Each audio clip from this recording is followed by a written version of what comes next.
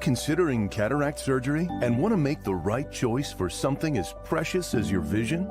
At Wallace Eye Associates, we suggest you simply ask your local eye doctor. After all, more eye doctors across Cenla continue to recommend Wallace Eye Associates, and they have been for decades. When it's time for cataract surgery, there's only one team, one focus, your vision. Wallace Eye Associates.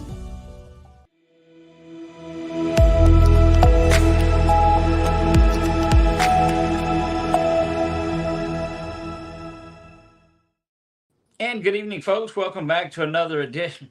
Well, look at there. You never know who's going to pop in on the show for us, but we're here for another edition of the Pelican Sports Report. This time it is with Louisiana Christian University's head coach Ben McLaughlin. So we're excited about that. And Coach, things like your backyard there, kind of quiet because all the kids home. So you just kick back enjoying life, huh? Hey, these last few weekends here before the fall camp gets started for all us football coaches, these are some precious days here. So just enjoying it and trying to slow some time down because it's about to get heated up. Indeed, it is. We looked around you've got a scrimmage coming up in just a couple of weeks. I think that's on the 24th, Lafayette Christian or Community Christian. Or tell me about that one. Yeah, Lafayette Community Christian College. I believe it's a prep school down in the Lafayette region. So they reached out to me, and it's going to be good. You know, fall camp. We have 4 weeks of fall camp between our report day and when we really get into game week, and so that gets so long. And so anytime you can have some type of scrimmage in there against another opponent can really help break things up. And we don't play our first home game until the 21st of September, so it allows the community to see us in some type of game situation before we do our 2 games on the road. So it'll be a good test for us, kind of 2 weeks into fall camp, and let our guys go out and hit somebody in a different color jersey. Explain a little bit to our viewers here, and we've talked before, but this is the inaugural edition of the Pelican Sports Report. So we excited to have you on here, and our friends at Express Employment Professionals are making this show possible. So we appreciate them. But let us know what a college prep school really is. Yeah, it's a really good thing down here because they're able to take some players that whether they did not qualify to go to NCAA or NAIA, and there's not a lot of junior colleges. There's not any junior colleges that play in the NJCAA that's out of Louisiana. So the junior colleges that are outside the state in Mississippi and Texas, they have out of state limits. So there's just a lot of players in this state have sometimes they get kind of stuck. And so it really gives them a good opportunity to go somewhere and play for a year and take a few classes and then kind of get re-recruited and their clock doesn't start. So, we're going to be looking at these people coming up, and there may be some future Wildcats on that roster. That's a vital piece that you said. And that's one of the things, I guess, that I learned as much about it is the clock doesn't start them. So it doesn't use any eligibility. It just gets them, prepped to get into that next level. Yeah, academically and athletically. Most of them have a good opportunity to whether, take a few classes to kind of get jump started there. And so it's a good thing. And their coaching staff, I mean, they seem very well put together, and looking forward to meeting them in person and hopefully building good relationship. I think we're going to maybe play a JV game later on in the season as well. So let some of our young guys have some action. So it'll be a good relationship that we build. They're just an hour and 20 minutes down the road. So I'm sure we'll be in contact quite a bit throughout the next few years. Well, and that'll give your guys a chance to hit somebody besides themselves on there. And I know that that's always a good thing. Right. So then the season jumps in, and we're working our way through the 10-week season, or 11-week season as it is, plus the playoffs. So we opened up down in Miami with St. Thomas. That game will be that Labor Day weekend, I guess, is when it'll be, is when you'll kick off for that. That's also when we will start the Ben McLaughlin show. That's a Wednesday evening show that we'll have that's just X's and O's and you and I. And we'll do that thanks to the folks with the Convergence Media Department. So then we go to Houston Christian. You start back-to-back games on the road before welcoming Langston back home. And then it's Wayland Baptist that comes to Wildcat Stadium back for week 4. Tell me a little bit about Wayland. No, I believe and I think we're going to Plainview this that It last is one. because you're at home at Langston. You take that long Yeah. trip. I still haven't figured out how to get there. There's no look. It's going to be it's a heck of a Right. road trip. But I mean, you look at our September calendar when we're to Miami, and then Houston just looks like it's right around the block compared to those Right. compared to Plainview and Miami. So to Miami, to Houston, you're home, and then we're back on the road to Plainview. So it's going And to be just to nice to get in October and get some more home games. But yeah, so anytime you've got to travel more than 11, 12, 13 hours on a bus, it's a challenging game. You're always questioning if your kids are going to be prepared or going to be rested. I mean, they've also take classes, so some of them's going to be trying to do some makeup work for whatever classes they're missing on that Friday. And so anytime you go on the road anywhere, it's going to pose some challenges, but it'll all obviously when we're getting that'll in conference play, it'll be a lot riding right there. Hopefully after a big win at Langston to try to go 2-0 in conference. So there's be a lot to play for. I'm not worried about getting our kids up and getting them excited to play. You just sometimes it's easy to travel, and then when you play a night game, that's a September game. It'll be a 6 o'clock kickoff. When you wake up from the hotel and you kind of waste, it feels like it takes forever. Sometimes on those roads, you not just get up, kick off at 11 or 12, but when you got to wait that long, it really poses some other challenges. So there's What's definitely your going to be some logistical issues that go on there, but and I know they're going to be much improved in their second year of their head coach's tenure there, and so it'll be a good game, that's for sure. when you've got a 6 o'clock game on the road after a long road trip like that? What do you do with them in the morning? I mean, there's so many logistical things. I mean, your first thing is you're begging that hotel to give you a late checkout. I've been at some places that it's no fault of their own that they wouldn't give it to us. So now we're checked out of our room by 11 or 12 o'clock, and now we've got to find a place for them to sit for a couple hours. And so we'll obviously you can't get the engine started too early. We'll have our good breakfast and a good morning walkthrough and meetings, and then but then you just try to put them up in a room, get them comfortable, let them watch some college football for a few hours, and then obviously that about 3 o'clock you start getting them. You get them on the bus, you get them to the stadium, and then it rolls in there. So we really just try to let them get off their feet and let them enjoy a little bit of college football, and then we'll get rolling in about 3 o'clock. I see some NCAA 25 tournaments on the PlayStation too. We may have to While make they're at them. it. We probably have to make a bag check them so they don't bring their Xboxes and their PlayStations on these road trips. That's for sure. You don't let any of that happen, huh? No, Look, I'm gonna get them in trouble right out the gate. you're right. So last season it was kind of a get right game for the Wildcats. They put up 60 on the road. Wayland finishes at 2-8. What overall? What's the program like this year?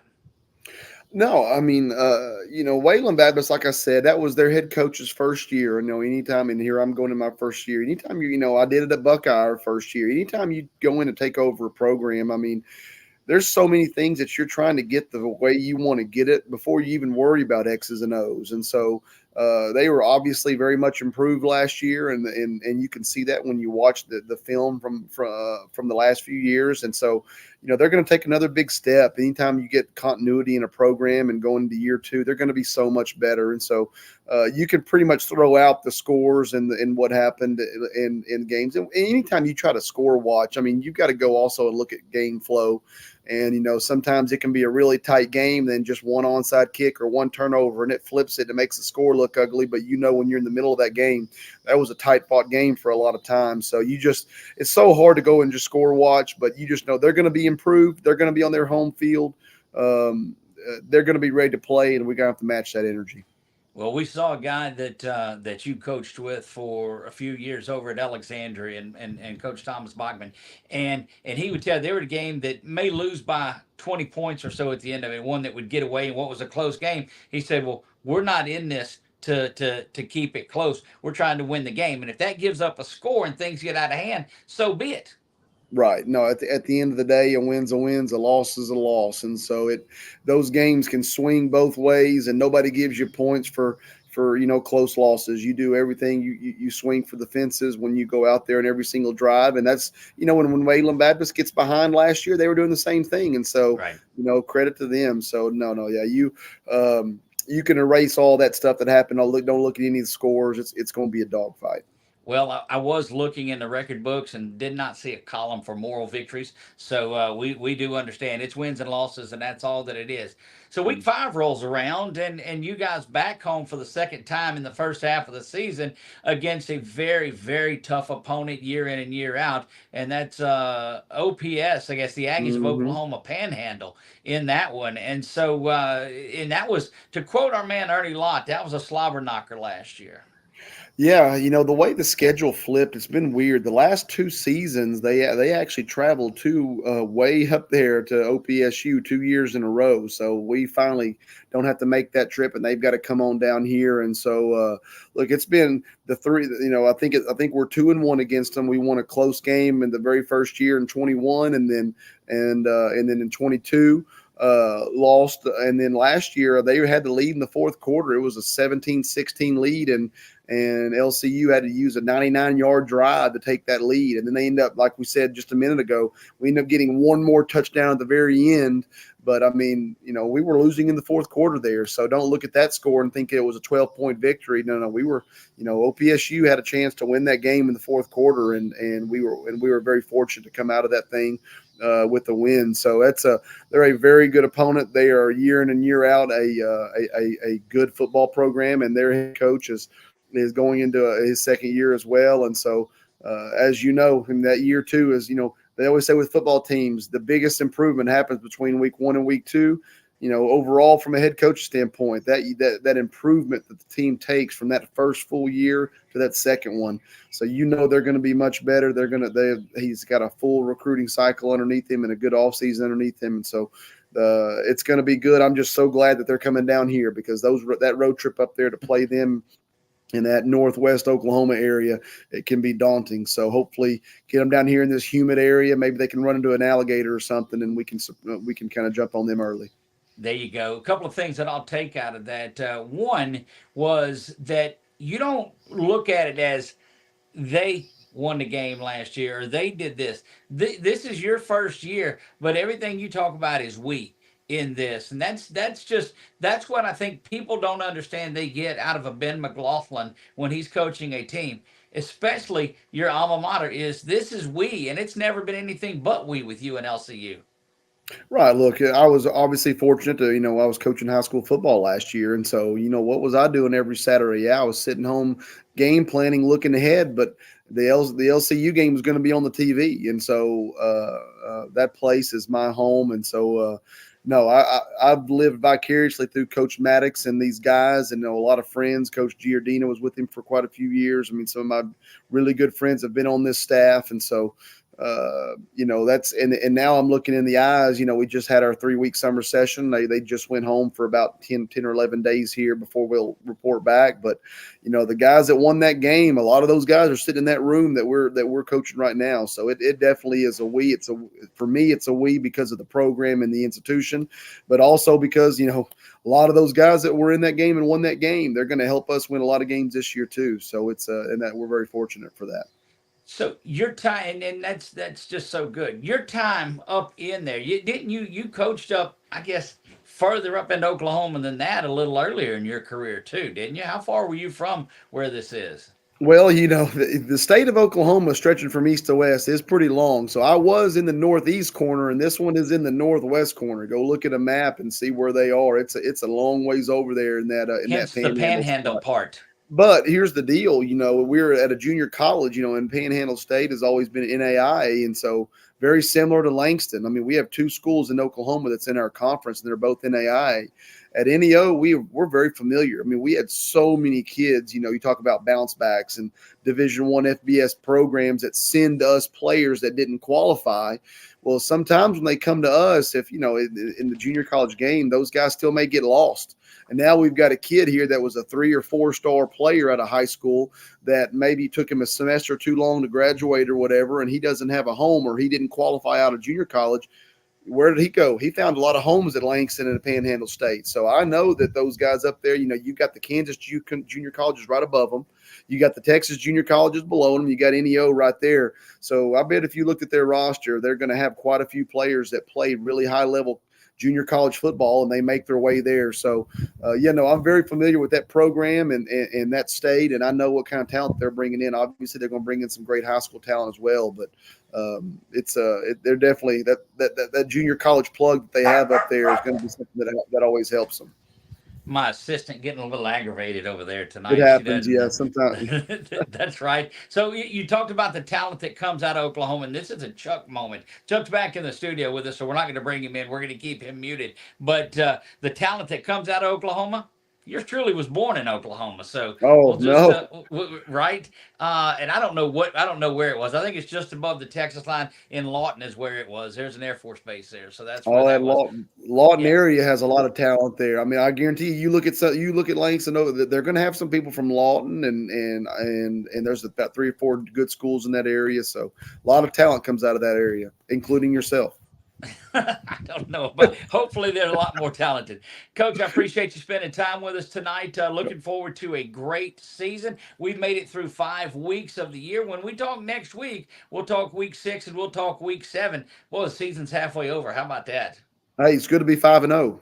That's what I'm talking about. Coach, looking forward to it. We're going to be out at the scrimmage as well, so we're gonna kind of get our bearing straight and looking forward to doing that. But we'll talk to you next week as well as part of that. But I want to thank you for being a part of our inaugural Pelican Sports Report. We're gonna get you one of these, our newest shirts out there to you as well, so you can have that. And I'll make sure that it's blue and orange for you. There you go. Well, I appreciate all you guys do and all the sponsors that help you do this. And so it really shines a bright light on this program and looking forward to all the things we do together. All right, Coach, we'll see you. We'll talk to you soon. Yes, sir.